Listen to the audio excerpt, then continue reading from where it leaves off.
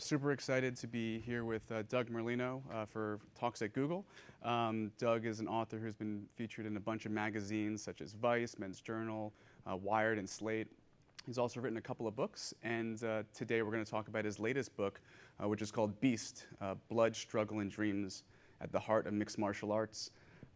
So quick overview, if you're a fan of the sport, mixed martial arts, or MMA, it's been exploding in popularity over the last 20 to 25 years or so.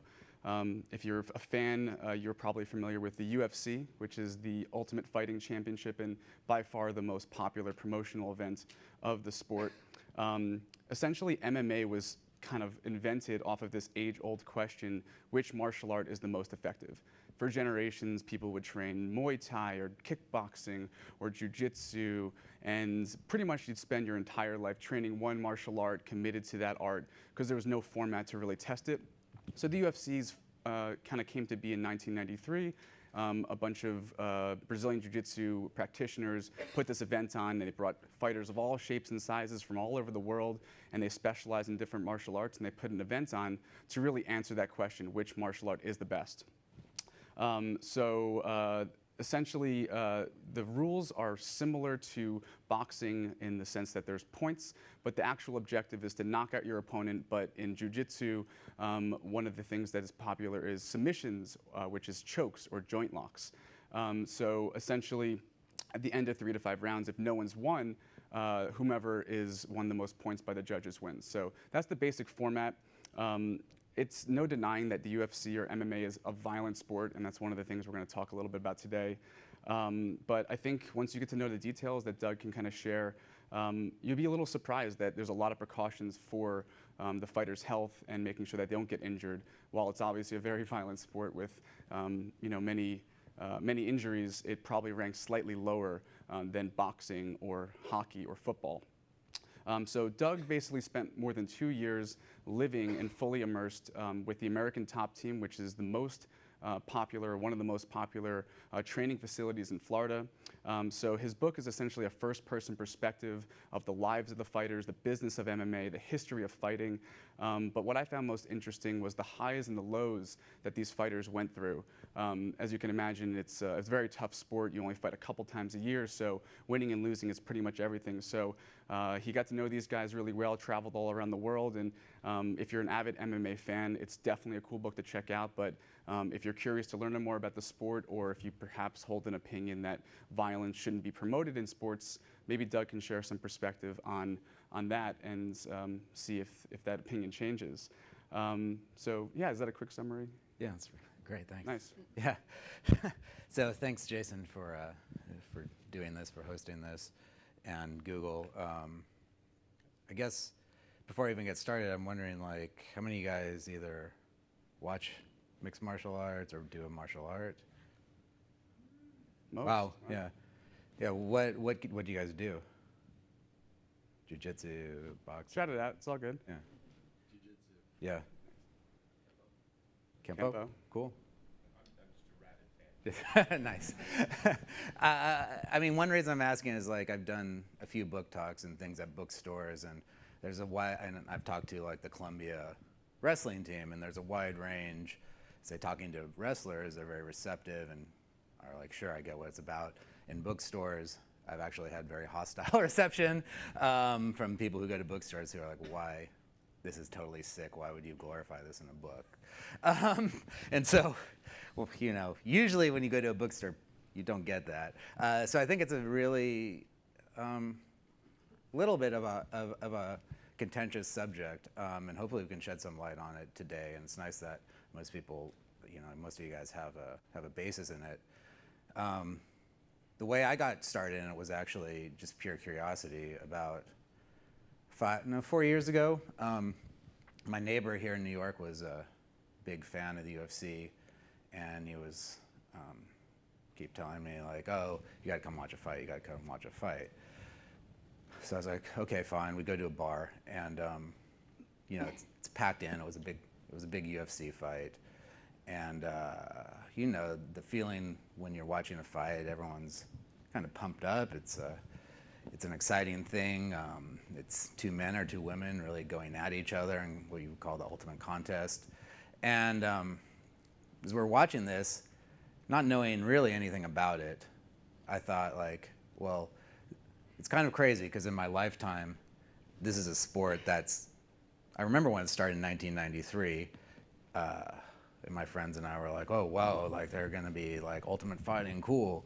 And kind of after that, like, you know, it's grown into a legitimate sport. It's broadcast on Fox, there's billboards in Times Square.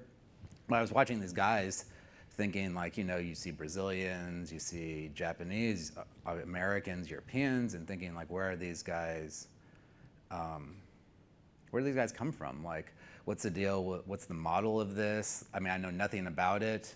How did this thing even start happening? And when you look around, like, there wasn't a lot written about. There's not a ton written seriously about MMA because, I mean, I think it's still a bit underground. Even as it gets more and more popular, I found like a lot of places don't really want to touch it. A lot of editors you talk to think it's gross or below them. So basically, I looked around and found like there's about 4 or 5 really big gyms in the country that train dozens and dozens of guys. One of these is American Top Team, which is in Florida. It's subsidized by a guy who has like a timeshare and cruise ship business, and it, you know, gets guys from all over the world. So I went down there, and you know, first day I walked in, I'm watching practice. Anyone can walk in. You know, it's a very open sport. Anyone can walk in. Not like you could go to the New York Giants and walk into their practice and just sit there. But I walk in, no one bothers me, and I'm seeing people from all over the world and this whole scene, kind of like a gladiator scene of this training. And as you're thinking, like, this is amazing. This is an amazing thing here that no one's really written about. And you know, I talked to some of the coaches, and they were very open and said, well, if you want to learn about the sport, you come to the right place. Come into the gym, follow us, come to our fights, do whatever you want. And so that's how this project got started. Nice, yeah. And what surprised you most? Like, did you have any like initial perceptions of what fighters were like? You know, I think especially with the promotions on television, you know, they're trying to promote a fight. So, you know, you see only a quick glimpse into their lives, but what did you kind of expect? And when you got in there, you know, what did you see? I mean, really, to be honest, I was scared going in. I was nervous, and like, I've been a journalist for a while and been covered all types of situations and been in some weird places. So I mean, I always know, like, you have preconceived notions, but try to set it to the side when you go into some place. But of course, you're seeing guys who are jacked up and they've got tattoos everywhere and cauliflower ear, and they make a living imposing their will on other human beings. I thought, you know, these guys, so at some level, I thought these guys are going to be really scary. And in that preconception, actually, that was gone after a day or two. I started talking to fighters, and, you know, these guys I was talking to were very humble, very quiet, surprisingly thoughtful. And I think that was one of the first indications that, oh, maybe there is really something here. Like, this is pretty interesting. These guys aren't what one might think right off the bat. Yeah, I actually practice Brazilian Jiu-Jitsu. Been training about 7 years or so. A couple of my training partners are actually here. And you know, the one thing we always talk about is how if you're not really, you know, in the mindset where you can handle losing, you usually leave very quickly. So there's a lot of guys who come in, they're big weightlifters, maybe they've done some boxing, and the truth is, if you're not like trained, it's a very technical sport, Brazilian Jiu-Jitsu, but it's pretty much the same whether it's Muay Thai or kickboxing or even wrestling. And any wrestler from high school will tell you, like, it builds character. And if you can't handle that, you're pretty much out right away. So what's left is sort of like a filtered group of people that are generally capable of being humbled. And was that the perception you saw? And were there outliers to that, or was that pretty much the dominant kind of presence there? I think that was the dominant presence. I mean, they had sparring sessions a couple nights a week, which could be really intense. We're talking 50 men and a small minority of women who train there, facing off and sparring. These are some of the best in the world. And different nights is different energy. Some nights is fairly low key, and other nights there's like a really aggressive energy in there that you can really viscerally feel all through your body. And so these are really, really highly trained individuals, champions. But you know, they're facing off against each other, and you would see at this top level the edge between winning and losing on any night was the margin was so slim that even if you are one of the best fighters in the world, and this is what they tell me, you know, like, yeah, but I can come into practice and really get beaten down. So it's hard when you're at that level. You realize like every little thing counts, every mental edge, your physical being, how you feel. And I mean, I think maybe if you train in a little gym and you're really athletic and you can beat everyone up, sure, you might feel really macho, but when you get that high, necessarily it humbles you. Now, that being said, there's a couple fighters who weren't like that, who definitely had temper problems and other things like that. And these guys, this minority is still pretty high, but really the higher you get, I can't think of any fighter who's gotten really to the highest level who still kind of has that thing, because you hit a point. You really have to control your mind and your reactions, and the higher you get, the more like imperative that becomes. Yeah, I think in competition, one of the things, I compete a little bit in Brazilian Jiu-Jitsu, and it's definitely not the same. You don't get punched. Brazilian Jiu-Jitsu is just grappling. It's basically wrestling, except it sort of embraces being on your back, where wrestling, the goal is to get pinned. So the goal in Jiu-Jitsu is to get joint locks or chokes and things like that. But you know, you quickly realize that if your vibe is about like high adrenaline, you know, which you think will give you energy, it kind of blocks the mind. And I think you kind of very quickly, if you just observe the highest level of fighters, you realize that they're thinking 2, 3, 4 steps ahead. They're watching their opponent's movements. They're adapting. And counterintuitively, like, it's not about getting raged up. And you know, at that moment, you don't think very clearly. And you know, especially for energy conservation and things like that, I think it's very quick, and you don't even have to be a fighter. You just have to be around them and be around the top fighters for sure. I think one thing I noticed, I've trained at many martial arts facilities, from MMA to just jiu-jitsu, and you know, you can go to the smaller places, but you quickly realize when the instruction level is, you know, surpassed, you know, what you can get from it. And I think, you know, it sounds like American Top Team is, you know, like a breeding ground of people that have left their smaller communities and decided to go to the big place and say, you know, I was the best in my local town, my region, but I need to go and get humbled again. And, you know, can you tell us a little bit about where those fighters came from, and, you know, maybe they were the best where they came from, and then they came to ATT and, you know, they just started from the ground again. And, you know, any specific fighters come to mind in that sense? Yeah, I mean, to give a specific example, I mean, I think we got the slide of Mirsad. Oh yeah, that's right. We got a couple up there. Let's go to him.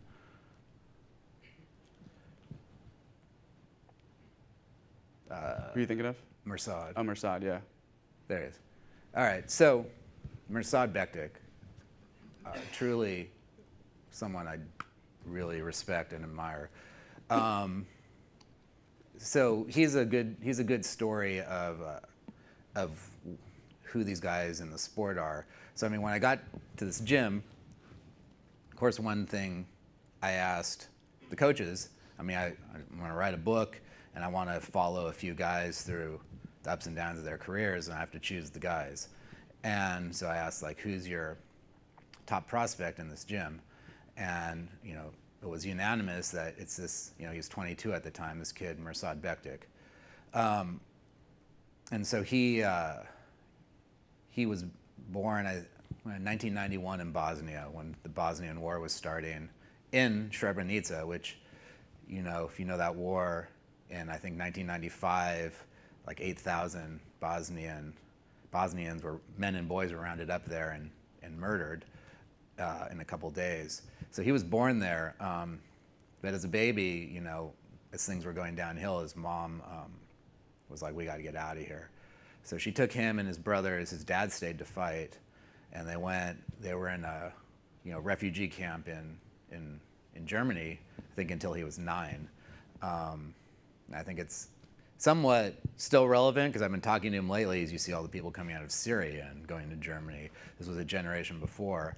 When he's 9, she got permission to immigrate to the U.S. They end up going to Lincoln, Nebraska, where there's actually a fairly big Bosnian community. They live there. I've been back there with him, and they're very poor. His mom is working as an orderly in a hospital. This is getting to be post 9/11, so having a Muslim background's hard. He's saying at Lincoln High School you have all these ethnicities from all over the world, and everyone fights. Everyone fights, and he's getting bullied. People make fun of him for like he said, he was like this kid from a refugee camp. He was a European. He had long hair and all this stuff, and so they're bullied.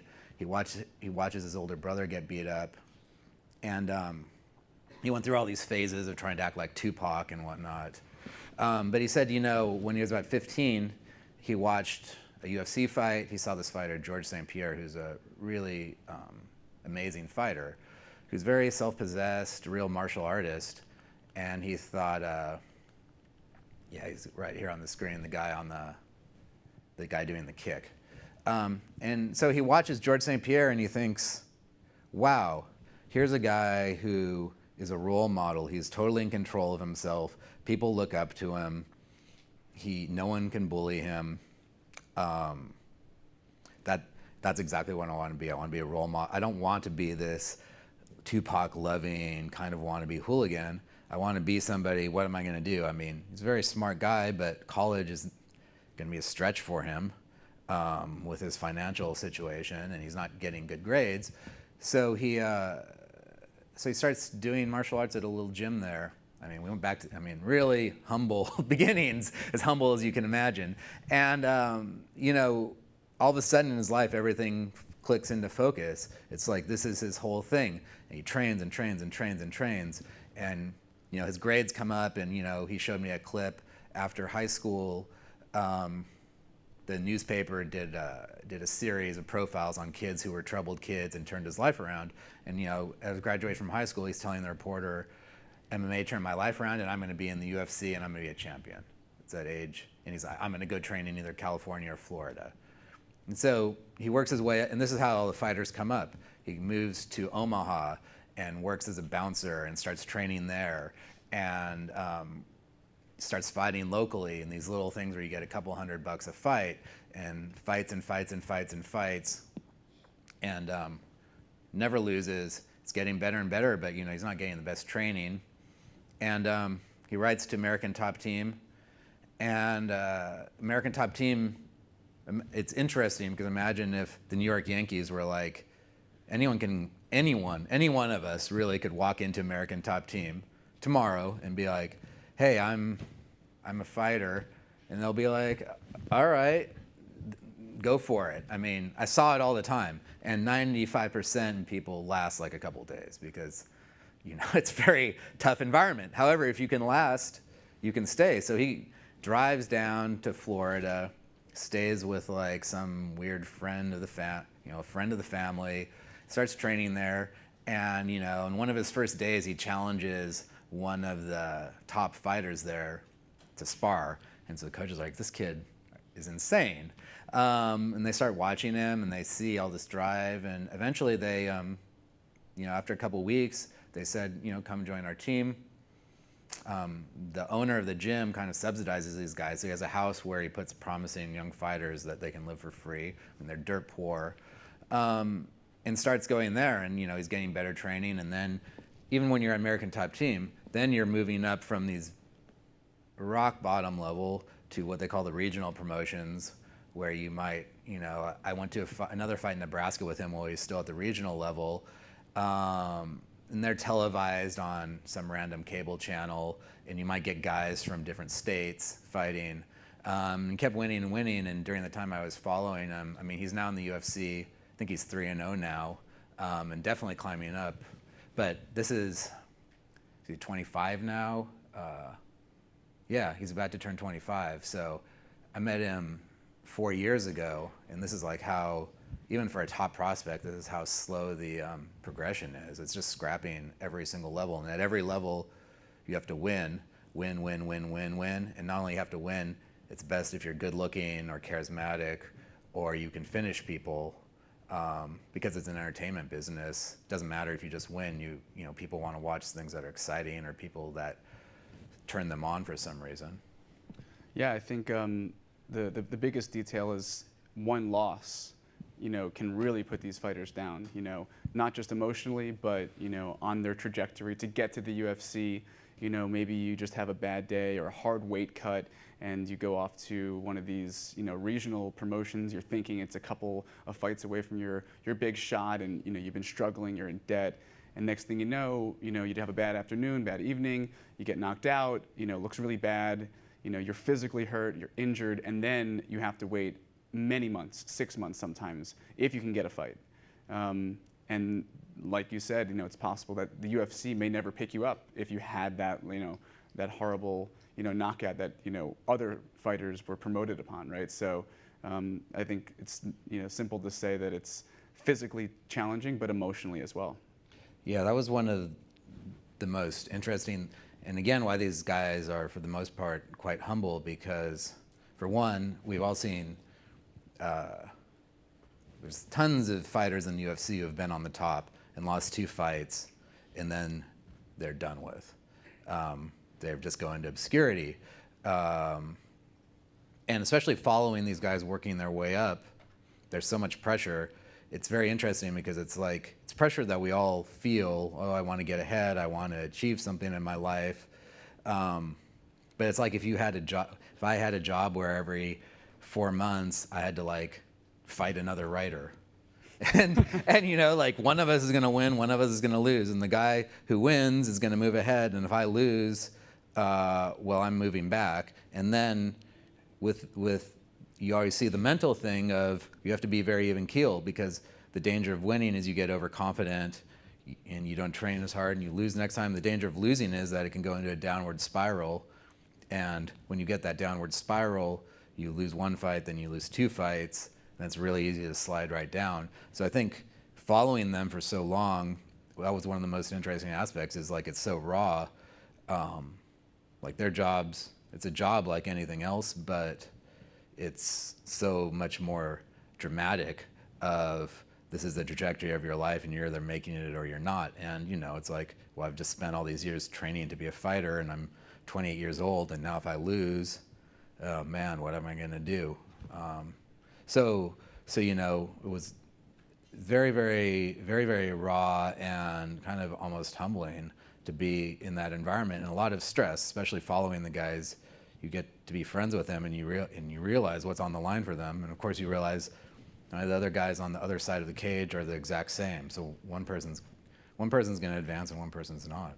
Yeah, I think, you know, it's very common in many sports to say, like, this is a game of inches. You know, football, you can go for the 4th down, you miss by an inch. You know, hockey, you almost, you know, save the game-winning save, but it, like, deflects off the glove. But, you know, what's most interesting about fighting is it's just you, and the fights are so irregular, and, you know, one slip, one jab, you know, your timing's pulled off, your head's not straight, and that's it. And like you said, these fighters are often, you know, struggling, and they have to balance, am I going to work a side job or do I want to commit to training? And, you know, maybe they say the next fight, I'll see how it goes, and, you know, it goes well and they keep pulling it. But, you know, if they have a family, what do you do if, you know, you have to decide, is this the right career? Like, you know, you lose 2 fights in a row and some bloody mess. And, you know, for that reason, you can imagine the stress these guys are under. So, and what did you see when you were there? I got to imagine, you know, when the UFC or these big promotions are showcasing these highlight reels, you know, a lot of times you see that, you know, tough attitude. But I have to imagine when you hang out long enough, that shield, that front drops a little bit. Can you kind of talk a little bit about, you know, what you saw, and, you know, if you're watching, you're bound to see fighters, you know, lose in sparring, or, you know, be frustrated about something. And did you see a lot of that when you were hanging out down there? Yeah, I mean, that was by far the benefit of spending so much time there and getting to know people, because as a fighter, you don't want to if you appear like you're not confident, that's going to give your opponent like a great mental boost. So first of all, when they go out and are talking in public, everyone, it's all about projecting this toughness and invincibility. And also because it's an entertainment business, and a lot of people who watch the sport want to see that too. They don't want to see like Mr. Vulnerable. I mean, maybe a little bit of vulnerability, but everyone likes their warriors to be tough. And that, when you spend time with the guys, that's a lot of pressure on them. And I'm thinking of like certain times after sparring, when a guy had a bad sparring session, like we went out for dinner afterwards, and one guy's like, man, like this is a mess, I'm broke. This is a very top fighter. He's like, I'm broke and I'm not fighting well, and what am I gonna do? And I've got it, the other thing they have is all these contract issues with the promotions they work for, that the UFC or Bellator, the big promotions, aren't going to tell you in their promotion, but that's part of the whole stress, is that it's a really cutthroat business in every way. So they're fighting, trying to get money, and then the main thing that really was hard to see, like as another human being with them, is when the guys lose. I think that 30 minutes after a loss, you see someone really reduced to really a low place, and you're in the locker room and they're just shell-shocked and don't know what's going on, and you can only imagine what's going through their mind of like, I've just wasted 8 years. And then I could see it of like, I'd say it was like a 30-minute window, and after 30 minutes you saw the egos start to go up, and because they have to go to the press conference and all that stuff, and it's back to cliches of like, it was a good fight and I'm going to come back again. But that was the kind of gift of being able to follow them so closely, is that hardly anyone ever gets to see that, because even if you're writing about the sport as a journalist, you're usually in the press area and then you go to the press conference, and that 30 minutes was like, wow, that's really what this is about. That's really what this person is feeling before the act comes out.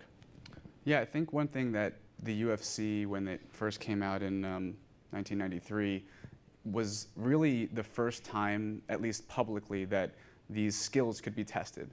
And that's something I wanted to touch on a little bit, is, fighters could have spent in the 40s, 50s, 60s, 70s studying their kung fu or their jeet kune do with Bruce Lee and all these things, but the UFC basically said, let's see what works. And thinking about a fighter losing a fight, I have to imagine one of the things that goes through their mind is, should I have trained more jiu-jitsu? Should I have worked on my movement better? My flexibility is weak, but I wanted to train something different.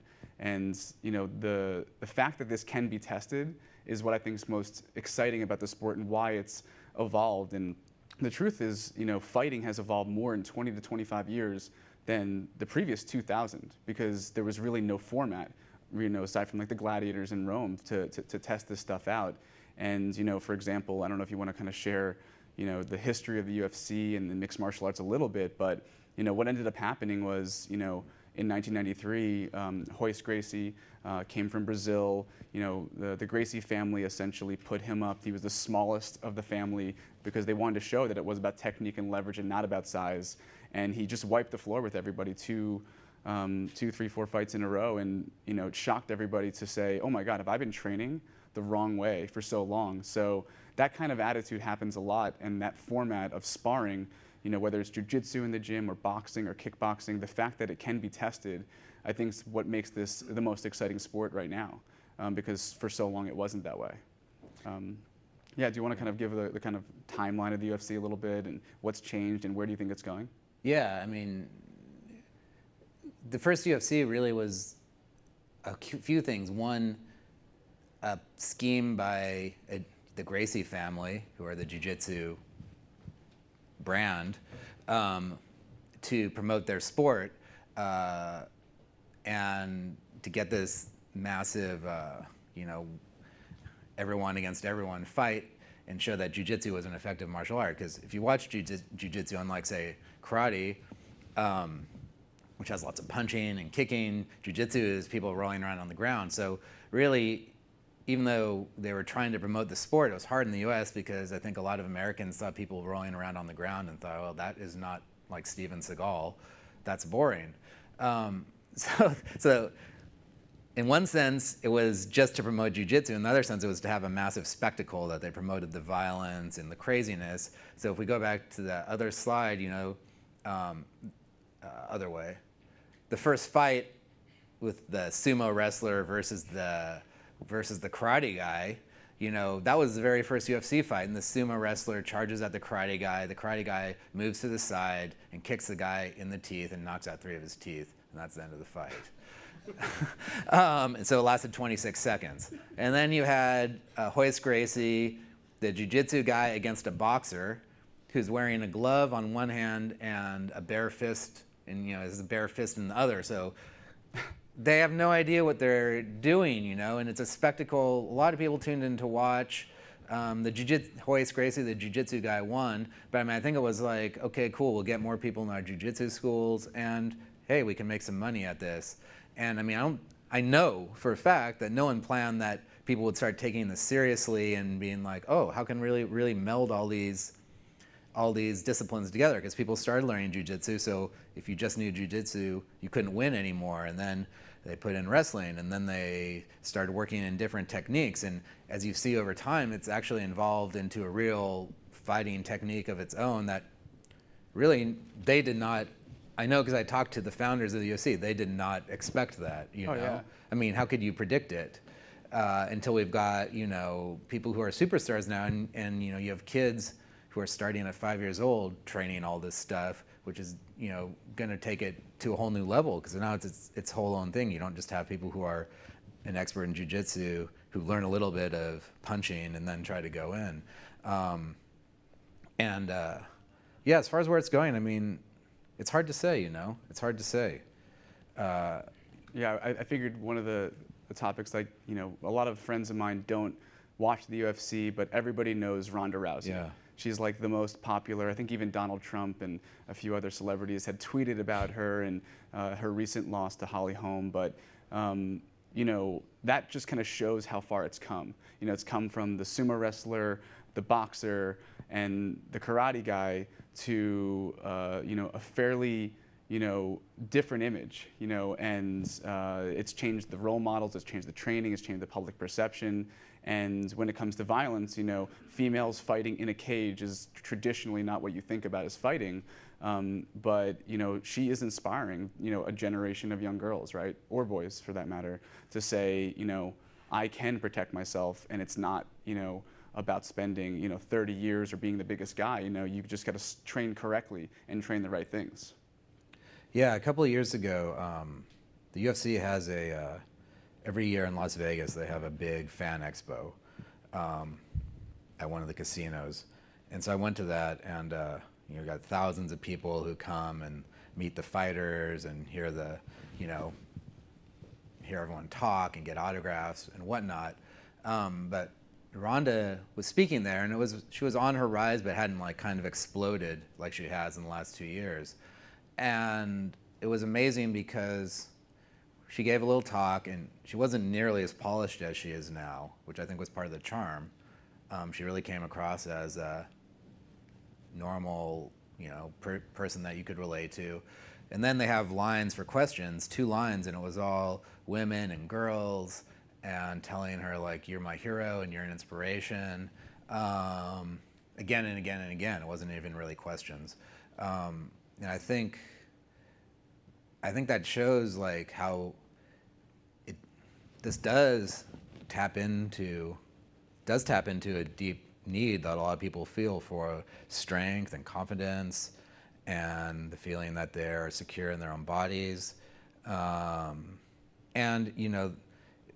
the fact that a woman is the biggest star, I think shows our society is shifting, and certainly women are starting to feel more empowered. At the same time, I think you can't say it's all one way or another, because the other side of Ronda Rousey is that she's very attractive too, and would she be as big of a star if she didn't look like she did? I don't know. Yeah, I mean, ultimately things are changing very quickly, and what I just think is exciting is it changes what a role model can be in the public eye.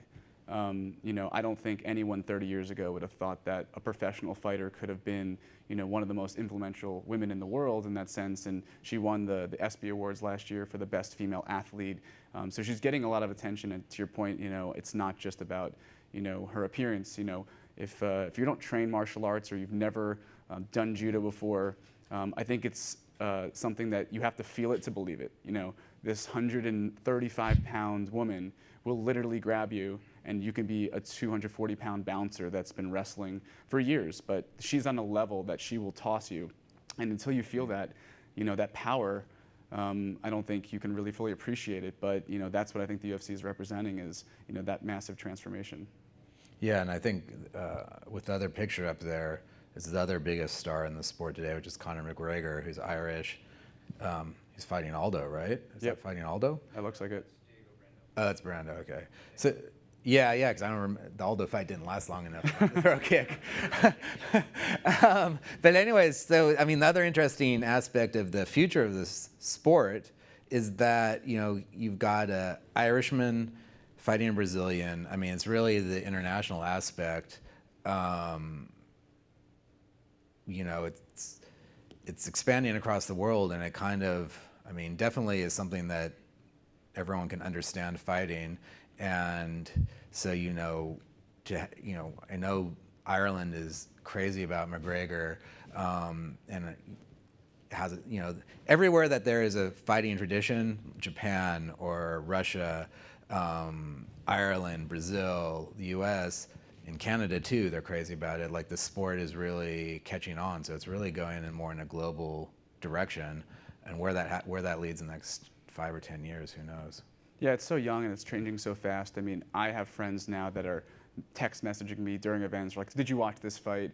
And I mean, these are friends that don't watch really any sports, or some other friends that they've been avid basketball and football fans their whole lives, and they do tune in on like Saturday night instead of watching college football for the UFC now. So you can see it changing. But I think to your point earlier, the 5 and 7 and 10-year-old that's starting today, will influence the next generation. And really, who knows? I mean, it's a long way away from being as mainstream as like the NFL or the NBA, but it's possible it can get to that level. I mean, UFC is now available for pay-per-view on YouTube. Fox is showing it, so it's no longer this small niche kind of athletic competition. It's very much in the mainstream. Yeah, and I guess the last thing I would say on it is like that was why I was playing with this whole concept of being a beast. Mm-hmm. 'Cause that's obviously a very common term in the sport of like this guy's a beast, she's a beast, and wider than the sport calling oh, you're a beast, you got that report done, oh man, you stayed up all night to do that, what a beast you are. And I actually use Google, that thing where you can search how many terms are used in books, and I was looking at terms, and you see in the 90s, in the early 1800s, beast was way high, which I guess must have had to do more with biblical meaning, and then went way down, and then in the 90s it started going way up. And I mean, I think it's more of this thing of like things like MMA and CrossFit and Tough Mudder are really like more congruent with the times of like, okay, things are a bit unstable. I don't know if I'm gonna how long will I have this job? I don't know. I got to develop myself, and I got to, I think it's like why 30 years ago people went bowling, because it was like you're with your colleagues and you're having fun, and now what do people do in their free time? They like to go to the MMA gym, and that's their community, but you're also like learning these skills and becoming tough and fit, so it's not like you're not wasting time. And I think that's part of the reason why it's caught on now too, is that it's individual and it shows discipline and toughness, and that appeals to people when they identify with these men and women. And we were talking earlier about the education level of the fan base, and of course, whoever tuned in 1993 was either, like a pro wrestling fan, or, maybe they were martial artists themselves. But through the 90s and the 2000s, and probably even mostly today, like the average fan still wants to see blood, they want to see knockouts. And I still think, personally, like as a jiu-jitsu player, I appreciate the small technical details when it looks like two people are just like hugging and doing nothing on the ground. I'm looking to see like the angles they're going for and how they're countering those angles and re-countering. But the truth is, the UFC still is trying to attract those big Irish fan bases that want to see Conor McGregor knock someone out. And over time, I think it'll evolve to have some, variance, but there still is the core of it, bloodlust. I don't know how you kind of would stack rank like the best and the worst of MMA. We talked a little earlier, like what would be, in your opinion, the best elements of, what mixed martial arts bringing in? What would be something that's probably the worst? I think the best is, for me, is that you see like really the extremes of what humans can do in some ways in these fights. There's some fights where the fighters are really, really tested to beyond any level that you would think a person could endure, and they still come back. And I've seen it on TV, and I've seen it with guys that I've followed, and what they've gone through, and the amount of pain and mental toughness that it would take to keep going in that situation, for me personally, is inspiring. And it's partly inspiring because it is on a very brutal level. I mean, these people, you're getting beat up and still keep going. So, it's really a test of human endurance and skill. And then, the other I've been to certain fights where there is a high level of bloodlust. And as we were saying earlier, I don't know if that's good or bad. I think it's part of this whole sport because, it's really combat that's ritualized inside a cage, and you have rules and you have a referee, and but I mean, really, it's human combat, and it's something that we've done for thousands of years. But I think it should bring about mixed emotions, because you do see these great sides of people, and you see a lot of bloodlust and desire to see someone get knocked out or whatever. And I think that's actually a whole part of, that's kind of part and parcel of the sport, that like it's part of human nature. I think the same with football or hockey too. Like you can say, oh, I watch football for the skill of Peyton Manning or Tom Brady, but a lot of people like to see big hits too. Right. And if I look inside myself, I like to see skill, and then there is a part of being a human that it's amazing to see like violence that's very skillfully and forcefully applied. I mean, not that that's necessarily good or bad, it just kind of is. But I found myself at times at fights feeling a bit uncomfortable, because it was like, whoa, like this crowd is like really revved up for blood. This doesn't feel good.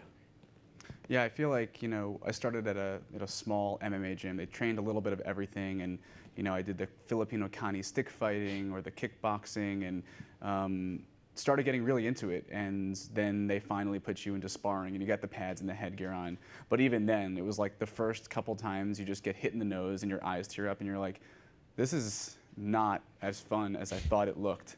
And that's kind of where I quickly gravitated to jiu-jitsu, because it's like you can actually test it without getting hurt. And for that, I think that's one of the reasons why jiu-jitsu was the catalyst for all this. It's a sport that you can train at a very high level consistently on a daily basis, where you can find out what works and doesn't work without hurting your training partner. And one of the things, the fan base kind of just gravitates to their own interests. Some fans join a boxing gym after watching the UFC for a while, but at my academy where we train, people come in all the time and they say, "Is this UFC?" or "What is this?" And they're wrestlers, for example. And over time, if you start to gravitate towards a specific art, you just kind of go to those gyms, and I think that's the best part of this is getting young kids to train jiu-jitsu or learn self-defense and be inspired by those role models, for sure. I think that's the best. And I agree with you, the worst is Unfortunately, I mean, I fully admit, I do want to see Conor McGregor knock out his next opponent. Like, I'm super excited to see him do it. So I do have to sit down and say, while I agree that it's a technical sport, there's definitely blood, and it's violence at its core. It's the most pure form of sport and the most pure form of fighting, really. I think there's a bunch of Dory questions that I wanted to quickly get to, just make sure we have time, and we could take some live questions if anybody has them. But first, let's see. It's hard to read up there. I think the question is, what would be the most effective martial art for women's self-defense? I'm super biased, but I think jiu-jitsu, just because of its, well, for one, in many self-defense scenarios that women would probably come across, being on your back and learning how to fight and being comfortable in those scenarios is certainly great. But just the fact that you can actually practice it without getting injured, I think, is super important. If you have a day job where you can't, really afford to get scratched or punched and have a black eye, it can happen. There's accidents in all sports, but I'd say jiu-jitsu. I don't know if you share the opinion. I would say the most, like any self-defense expert would say, the most effective self-defense is running away. Yeah. Or de-escalation. That would be the first thing in any situation. And I don't know. I mean, I think you can go to self-defense classes where if you are unfortunate enough to be in a situation where you have no choice but defend yourself, that these, they will teach you the most effective techniques, which are what you would not do in a martial art: a groin shot or gouging someone's eyes, the most violent things. If it comes to that point, I mean, I would say either run away, or if you are in such a situation, then you have to throw off all the rules. And I don't know. Generally, I just think I'm a big fan of doing martial arts for one's own personal development. But whatever you're called to, if you like jiu-jitsu, cool. If you like boxing, cool. If you like kempo, cool. Whatever. But I'm not sure in a I don't know. In a self-defense situation, I would generally run away. Yeah, and I also think, you can go to great jiu-jitsu academies and academies that are just sport-oriented, and I've trained at all of them, and there's definitely cases where I would say I would not recommend one school for those reasons. But I can definitely give a plug for the Gracie University, or Henner and Hiron Gracie, who are direct lineage to Elio Gracie, and they have this Women Empowered series, where they basically do those de-escalation techniques, and they also have a kids bully-proof program that's just really cool. And it's all online, but they also have affiliate schools all over the country. But I think what they're doing is, a subset of jiu-jitsu that really addresses the core tenets of self-defense that's separate from the sport. So I definitely recommend that. And there's one other thing about self-defense and martial arts that might sound a little weird, but I really believe in, is that not just when one is getting physically attacked, but more often, we're going to be like verbally or mentally attacked, or some other type of aggression. That's going to be much more common, I think, for everyone here. And I think doing any martial arts helps you get more confidence and belief in yourself, so that if you are in that situation, you're much more calm and you can respond in a way that doesn't escalate and doesn't get in, or you don't have to freak out. So I think, oddly, that's another type of self-defense that you can learn from whatever martial art you want to do. Yeah, I mean, even something like yoga, where you're, learning how to breathe in awkward positions with good posture. You look at videos of kids getting bullied, it's usually the kid that's hunched over and kind of, don't stop. But the kid that stands up and he's been familiar with, the basic judo throws and done it hundreds or thousands of times, it just builds that confidence, because I'm going to stand tall and I'm not going to take it. So I think whatever you can practice most often. After hanging out with fighters for 2 years, what surprised you the most of a life of a fighter? I think we touched on that quite a bit. Are there any unrelated skills, such as yoga or gymnastics, that you'd recommend to Brazilian Jiu-Jitsu enthusiasts to explore? Oh, I think yoga's great. That's just a personal opinion. Yeah, I think just what yoga or Pilates offer, I actually practice both as a complement to jiu-jitsu. It's just movement and flexibility are great for injury prevention. I've been injured a bunch, and I've even stopped training for many months at a time and only trained Pilates after a bad injury, and I came back and I was actually better. Like my hips were more flexible, and I felt like I can be more comfortable to avoid bad spots. So I would definitely recommend both of those. I think gymnastics is, wide ranging, but I don't know if I have enough experience to say. Can we scroll down a little bit to see what the next question is? I think you kind of touched on this a bit, but what generally happens to the fighters who don't make it to the big time? They get a job. It depends. Like a lot of the fighters come from college wrestling, so they might have a degree. It's a hard one, One guy I got very close to was a college wrestler, and he'd been fighting, his career was ending. And this is just like a personal anecdote, but he was freaked out. He was in his 30s, and he was like, everyone else is getting married and having kids and has a house, and I'm broke, and I've been following my dream, and what am I gonna do now? And we're friends, so I catch up with him from time to time, and now he's like, he's been working as a personal trainer, and now he's trying to get his own gym going. I think a lot of these guys are physical people, so probably end up doing something along those lines, but it's not easy because you've spent where other people are building their careers over their 20s and early 30s, by 35 your career is done. So it's really hard for all of them. I don't know any fighter who really transitions that well.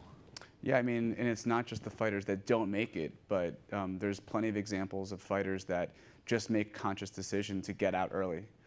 George St. Pierre, who you talked about earlier, he was on a number of radio interviews and talking about how he's having horrible headaches, and he's known for not taking tons of damage, and even he is saying he might be done. I think he's talking about coming back, but I think it's worth noting that it's not just the fighters that don't make it; it's the fighters that make the decision that is it worth the 5 years of damage to maybe make it or not. So some just make the decision to get out, and in those cases they could be trainers themselves or go somewhere else. Yeah, and unfortunately a very common thing is guys who've actually made it and done really well still leave with no money. The last question here is about MMA and its illegality in New York. I don't know if you have any background to that story, but for those that don't have the context, it's illegal to have MMA events, so you can't have the UFC at Madison Square Garden. They've been trying to get it for years. It's the only state actually that prohibits it, and it's been constantly turned down for really some strange reasons. I don't know the full story. I don't know if you have any research into that. Or I've lived in New York for 12 years, and I still don't understand the politics here. So, it seems like some Byzantine New York State thing involving unions and whatnot. I know they just, yesterday, the Senate passed the bill again for the fourth time. It's always the Assembly. And it keeps getting overturned, right, after the fact? The recently arrested Speaker of the Assembly, whatever the... Yeah, Sheldon Silver. Yeah. There's a mic there if you want to hop up. Feel welcome. Y'all hear me? Yeah, go for it.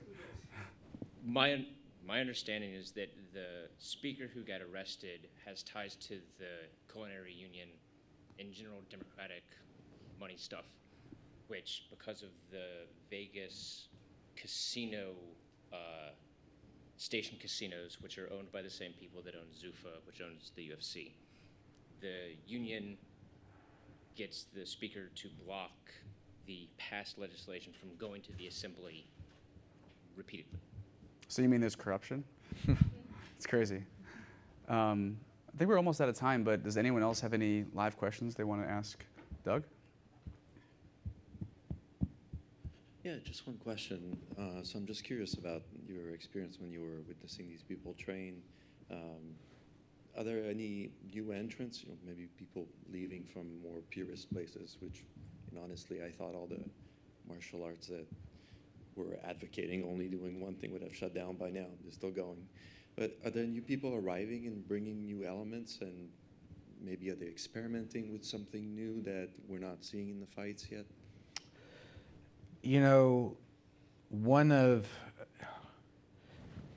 It goes up and down, and for a number of years, wrestlers were really dominating the sport because they have that background and they can get in close and use their physicality to kind of control and hold someone and punch them or throw them down and then apply a jiu-jitsu move or something.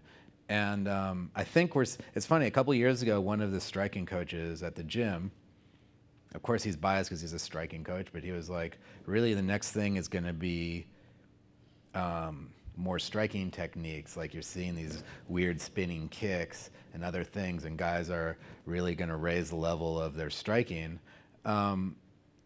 And I think with someone like Conor McGregor, you're starting to see that. He's great at movement. You see how he's moving around. His strikes are coming from all angles. So I think that what this coach was saying to me is true. Like, there's developments, and when one side gets dominant, like wrestling, and then you have a bunch of wrestlers, then there's like a new space for other techniques. So I think striking is where there's a lot of new development, but it's more tweaking rather than like anything. I mean, I think what you're seeing is now a lot of tweaking, and the other thing is just more fluid melding between all the styles that you get from people who've trained it from a young age. Yeah, the one thing I'd add is, for one, there's not just fighting techniques, but weight cutting techniques, for example. There's fighters, for example, Carlos Condit. Recently listened to an interview he had with Joe Rogan, and he was talking about how early in his career he would be like 8 pounds away 4 days out, and he'd freak out and stop eating.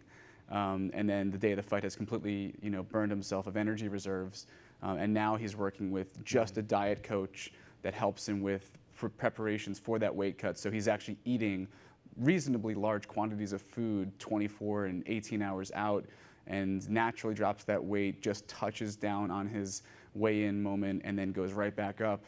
And they're monitoring them with technology to make sure they're not dehydrated in the brain and things like that. So I think a lot more, at least right now, is being focused on how to actually prepare for fights physically, which complements, of course, all the techniques. That's happening a lot.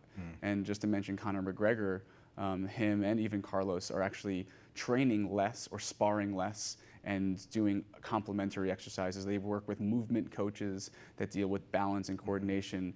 The same thing with the old methods of train. It turns out that more is sometimes less. So I think there's a lot of recent revelations in that space for sure.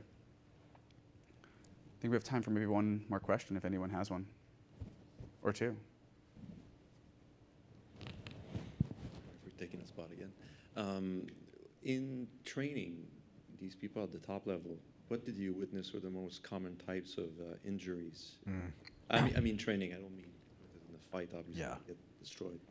Yeah, the injuries happened all the time. Every single guy I followed, everyone was injured during the time I was there. And that's because, and we're not talking head injury, we're talking things that come with wrestling and going to the ground, getting your head tweaked around. So there's neck injuries, a lot, shoulders, knee, all your joints, because you're with someone, you take a tumble, and it's really easy to throw something off.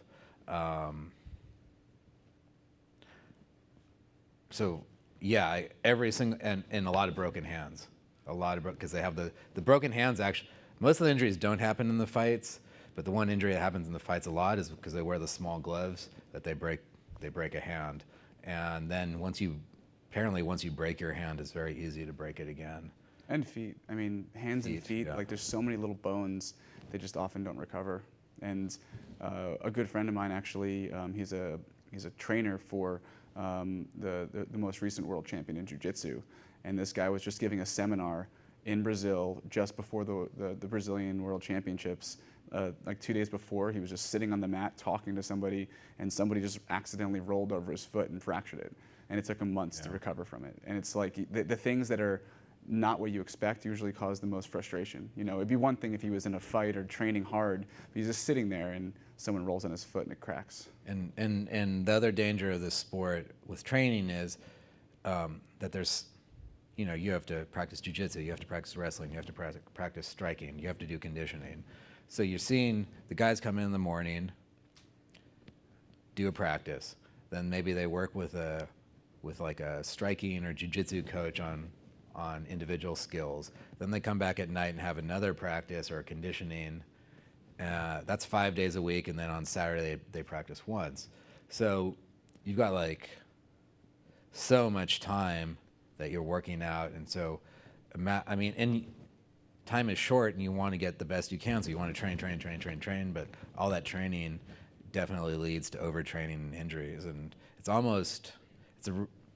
a really hard problem to address because the more time you put into it, the better you get. But if you put in too much, you're really like exposing yourself to injury. And so I think that's part of the reason why the injuries are so rampant. The one thing I'll add is, I've had scares of my knee, and I've gone to my, strength and conditioning coach, and I've asked him, what about this brace? I heard this brand is really good, and he's like, man, you just need to do more squats, you need to do more deadlifts, and you need to strengthen your ligaments. And I think that's where the science starts to come in.